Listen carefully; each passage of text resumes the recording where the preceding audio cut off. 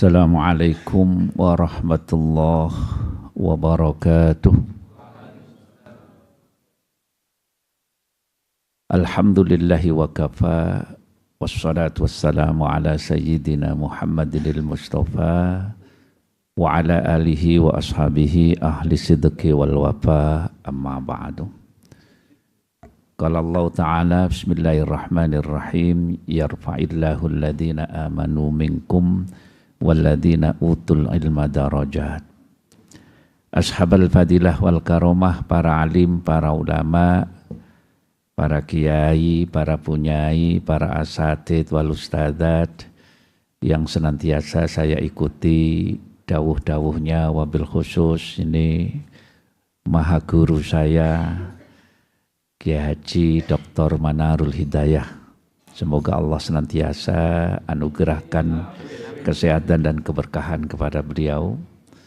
Ada Sekjen DPP PKB Dr. Haji Hasanuddin Wahid, ada Kiai Saifullah Maksum, ada Kiai Maman Imanul Haq, ada Gus Hayid, pengurus-pengurus yang lain yang tidak dapat saya sebutkan namanya satu persatu. Hadirin wal hadirat, para jamaah yang dimuliakan Allah Subhanahu wa taala. Pertama, kita panjatkan syukur kehadirat Allah Subhanahu wa taala atas nikmat dan anugerah yang telah diberikan kepada kita sehingga sore ini kita bisa bersilaturahmi di tempat ini. Semoga silaturahmi ini senantiasa membawa berkah bagi kita semuanya. Amin ya rabbal alamin. Shalawat serta salam semoga tetap terlimpah ke atas junjungan kita baginda Nabi Muhammad sallallahu alaihi wasallam. Hadirin wal hadirat, para jamaah yang dimuliakan Allah Subhanahu wa taala, kurang lebih 2 minggu yang lalu saya ditelepon oleh Gus Hayid, dipaksa, ya bukan diminta, lebih tepatnya dipaksa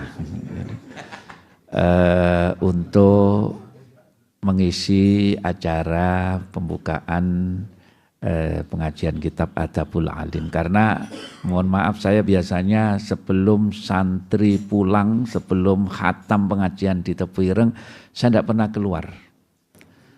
Baru kali ini, dan keluarnya ke Jakarta. Keluarnya ke Jakarta. Jadi mohon maaf, Kiai Jawa Timur kalau sudah ngisi ngaji di Jakarta, mohon maaf Kiai, ini sudah alamat. Karena itu saya minta dikawal oleh Kapolda, Kepala Kepolisian Dapur, maksud saya.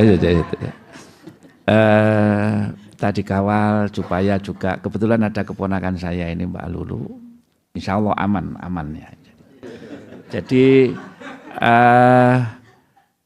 sengaja memang saya sempatkan waktu untuk kesempatan kali ini, tapi besok pagi habis subuh langsung saya terbang karena sudah janji sama santri-santri untuk melanjutkan.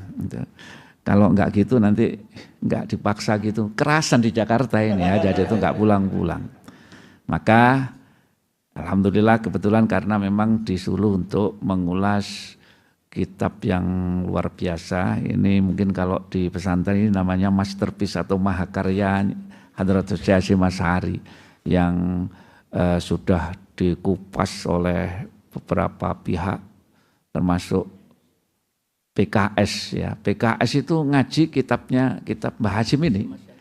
Ya. Kalau PKS saja ngaji, masuk PKB tidak ngaji ya. Jadi, ya. Oh ya kan sama-sama sebenarnya. Makanya alhamdulillah ini adalah hal yang sangat luar biasa. Dan perlu sebelum saya mulai, jadi memang kitab Adabul Alim wal Muta'alim ini kalau saya baca di situ memang Hadratus Syekh itu melihat butuhnya santri atau murid akan adab. Ya. Kalau tadi mungkin ada, kita selama ini di pesantren ngaji kitab Ta'limul Muta'allim. Ya, Ta'limul Muta'allim itu yang dibahas itu ya sisi muta'allimnya saja. Tapi adabul alim wal muta'allim ini bukan hanya sisi santri, bukan hanya sisi murid yang dibahas, tapi juga alim, adabul alim. Ya, adabnya guru juga harus dibahas. Kenapa? Karena pendidikan itu bukan hanya satu sisi saja, bukan hanya terus yang disoroti muridnya. Bisa jadi kalau muridnya begini karena gurunya. Jadi pihak-pihak yang terlibat dalam pendidikan itu ya dibahas oleh Hadratus Syekh ini. Ya. Karena itu bahkan isi daripada ini yang pertama mungkin adab seorang murid, ya adab muta'alim atau adab santri lah, adab santri terhadap dirinya sendiri, adab santri terhadap gurunya, adab santri terhadap pelajarannya, dan juga di situ dibahas adabul alim, adabnya orang alim. Khusus untuk membahas adabnya orang alim ini ada 20 bagian, 20 adab yang dibahas oleh beliau. Ya. Nah, makanya di adab ini ngapunten memang selalu didengung-dengungkan fauqal ilmi, adab itu lebih utama, lebih tinggi daripada ilmu. Karena apa? Karena diterangkan bahwa adab ini adalah buah daripada ilmu. Ya. Jadi wong sak pinter-pinternya orang itu, ya, gelarnya berderet-deret, tapi nanti yang menentukan itu adalah adabnya. Dan adab ini bukan hanya sekedar kalau kita lihat santri terus di depan kiai munduk-munduk dan sebagainya, itu hanya sebagian kecil saja.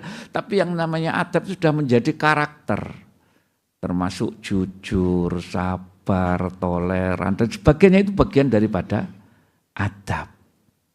Maka nanti ya saya karena hanya syarat saja, mungkin hanya sekedar muqaddimah, ya, muqaddimah dan tambah sedikit al-babul awal saja. Nah, nanti yang lainnya akan dibahas oleh narasumber yang lain. Karena tadi ada berapa tadi itu, ada 13 atau berapa. Ya, baik, langsung saja kita halaman 9 muqaddimah ya. Bismillahirrahmanirrahim. Ini biasanya bagaimana? Ala pesantren atau kita baca terus pakai bahasa Indonesia atau bebas? Oh, ya. Ya. Ya, karena saya biasa di pesantren, nanti tak manani ala pesantren kemudian kita jelaskan, gitu ya. Bismillahirrahmanirrahim. Alhamdulillahi rabbil alamin. Alhamdu tawis kabeh puji kulillahi kadwe Allah rabbil alamin kang mengerani wong alam kabeh. Nah, ini kalau makna pesantren biasanya pembukaannya begitu. Segala puji bagi Allah Tuhan seru sekalian alam, nah, gitu. Wassalatuhu utawi tambai rahmat ta'zime Allah, wassalamuhu lan tambai keselamatane Allah. Iku ala sayyidina muga tetep ing atase Gusti kita Muhammadin rupane Nabi Muhammad asrafil mursalina kang dadi luweh mulyane para utusan. Sholawat dan salam semoga tetap terlimpah ke atas junjungan kita baginda Nabi Muhammad sallallahu alaihi wasallam yang menjadi asrafil mursalin, utusan yang paling utama. Wa khatamin nabiyyin, dan penutup para nabi, wa ala alihi lan ing atase keluargane nabi at-thayyibina kang bagus-bagus kabeh. Nah, ini sholawat yang lengkap ya. Jadi wa ala alihi wa ashabihi lan pira-pira sahabate Nabi at-thahirina kang suci kabeh ajmaina hale sekabehane. Amma ba'du, anapun utawi sakwise hamdalah. Faqat ruya moko teman-teman diriwayataken an Aisyah saking Aisyah radhiyallahu anha, an Rasulillah saking Rasulullah sallallahu alaihi wasallam. Qala dawuh sapa Rasul, hakul waladi, hae anak, ala walidihi ing atase wong tuane walad iku ayyuhsina yen to bagusaken sapa walid ismahu ing asmane walad.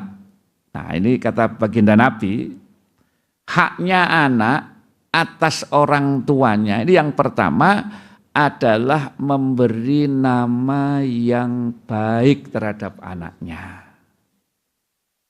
Ya, jadi jangan ngasih nama, jangan asal-asal. Kalau perlu kadang-kadang ada orang yang minta dicarikan nama ke kiai. Ya, pada orang kasih nama itu sembarangan. Ya, bangga punya anak. Anak saya laki-laki lahir alhamdulillah, saya kasih nama Muhammad Parji. Itu ada namanya dikasih nama Muhammad Parji. Muhammad Parji. Yang ketawa yang paham aja ya. Wah, itu kotor. Harus kamu rubah, kata kiainya. Dipikir-pikir dirubah. Alhamdulillah ya saya rubah jadi Muhammad Parjan. Lah Parji 1, Parjan jadi 2. Ya, minta nama ke kiai supaya apa? Dikasih nama yang baik. Ya, boleh diambilkan nama dari nama-nama Allah, ditambahkan Abdul, kayak Ketub ini namanya Abdul Muhaimin. Ya, hamba yang maha memelihara, melindungi. Nah, biasanya berdampingan dengan Gus Muhaimin, berdampingan dengan Gus Salam. Ya, jadi ya Muhaiminu ya Salam. Kode. Ya. Ya kan, lo itu kan memang itu sudah jadi syair. Iya sudah jadi syair. Mosok ngene sih gak ngerti ya jadi itu ya. Masuk. Jadi dikasih nama yang baik, nama-nama malaikat boleh. Asal jangan Israel ya, jangan Israel. Kasihan neneknya sakit. Nek Israel datang nggak sembuh malah mati ya, jadi itu. Dikira yang datang cucunya dikira malaikat Israel. Ya, makanya hindari nama-nama seperti itu. Nah, kadang-kadang orang Jawa itu ngasih nama itu enak saja. Gak mikir singkatan. Ada orang kasih nama anaknya supaya keren, Johnny Ponsen. Nah, apa ini Johnny Ponsen? Gabungan dari nama orang tuanya. Johnny, bapaknya namanya Paijo, ibunya Paini, digabung jadi Johnny. Ponsen, lahir dino pasaran Pon dino Senen, jadi Ponsen. Johnny Ponsen. Ya. Nah, terus maknanya apa? Ya wis lah, itu kan susah. Padahal nama itu kita ini tafaulan, kita tabarukan. Harapan kita itu dengan nama, kita beri nama yang baik. Semoga anaknya juga begitu. Walaupun, mohon maaf, tidak selalu, tapi harapan itu pasti ada. Saya pernah itu hadir, diundang di pendopo, ngisi daftar nama. Di atas saya itu namanya Muhammad Soleh. Tapi depannya itu ada gelar PDT. Belakangnya STH. Pendeta Muhammad Soleh STH. Pendeta namanya Muhammad Soleh, coba. Lah kok kiai namanya Kiai Kerasakti, Kiai Mbah Bolong, ya gitu ya. Maka ini yang pertama kali itu adalah memberi nama yang baik. Wa yuhsina murdi'ahu. Wa yuhsina lan bagusi sapa walid murdi'ahu ing wadon kang nyusoni walad. Ya. Kalau ibunya yang bisa menyusui ya ibunya. Kalau dulu Kanjeng Nabi itu disusoni oleh ada Suwaibah, ada Mariatul Qibtiyah dan sebagainya. Karena memang makanan terbaik bagi anak ketika bayi itu adalah ASI. air susu ibu. Nah, air susu ibu itu kalau manggilnya ibu, kalau manggilnya Umi jadi asu, ya jadi itu. Air susu. Ganti nama, ganti. Nah. Kalau manggilnya Asma, kalau manggilnya Mama jadi Asma, air susu Mama. Yang repot itu kalau manggilnya emak jadi asem, ya jadi itu. Air susu emak, ya, jadi itu. Nah, maka ini dicarikan atau paling enggak itu diberi makanan terbaik memang ASI, ya. Wa yuhsina lan bagusi sapa walid adabahu ing adabe walad. Terutama di rumah, terutama ibu itu adalah madrasatul ula. Madrasah yang pertama itu ibu.